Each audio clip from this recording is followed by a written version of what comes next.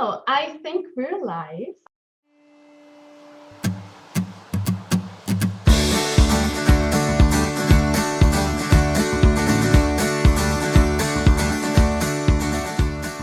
Hi guys, welcome to Tinted Tales, our first online edition of our journal, Tint Journal.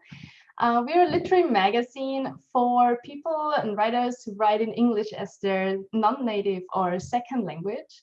You can find out more about our journal on www.tintjournal.com.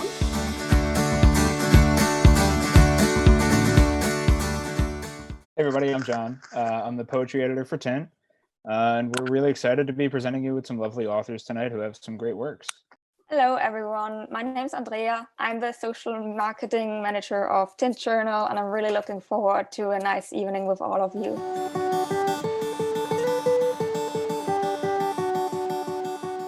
Someone directed me to the Family Search Center in Utah with only slim results that left my hunger intact.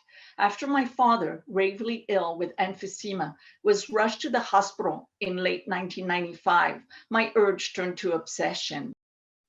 The heaviest of fogs has descended from the skies, and the skyscrapers look like fragile monsters against the horizon. Inside, the sterile atmosphere is unbearable. The fused light is streaming in cushioned waves, and yet the hallway is devoid of life.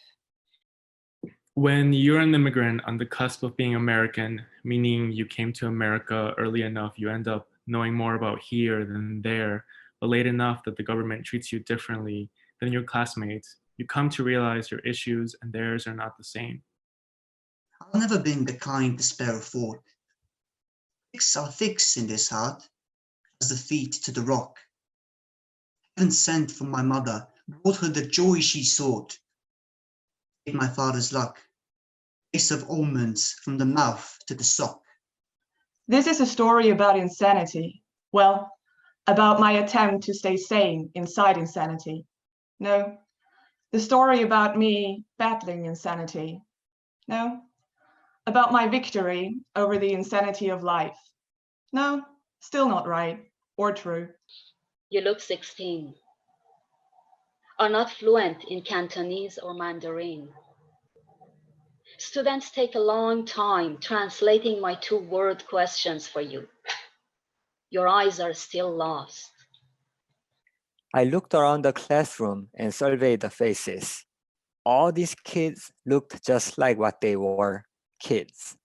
Probably still in their late teens, born and raised in a posh household, admitted swiftly to this prestigious university. Now that I saw her in the dim light of the restaurant, I was struck by her delicate features, the tiny nose and full lips, the way the frost still lingered on her cheeks and eyelashes. Entranced by the cold touch of her porcelain skin against mine, I remained quiet and led her tenderly through the dining hall. I did not know a single foreigner, and the very few native speakers of English I came across at home seemed to be horribly lost and unhappy. The closest I ever got to having an English tutor was when an unsmiling, lonely Englishman from Portsmouth spent a week with the school where I studied English talking about the difference between stationary and stationary. I compiled a little video featuring my poems. How can you keep the word from being spread?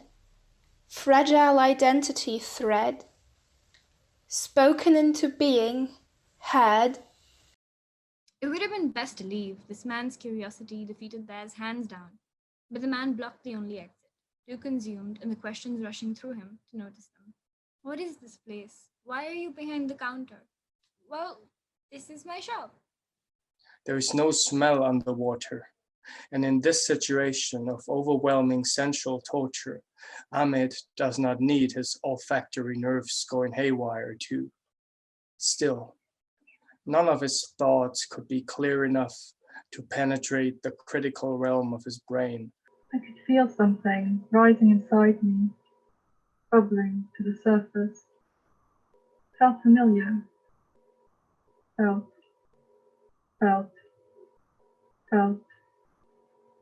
Zaya. My sister Patricia couldn't resist, and I watched, secretly thrilled, standing at the far side of the small garage when Anita, ojos como pepas, felt the clunky scissors slicing across her tresses.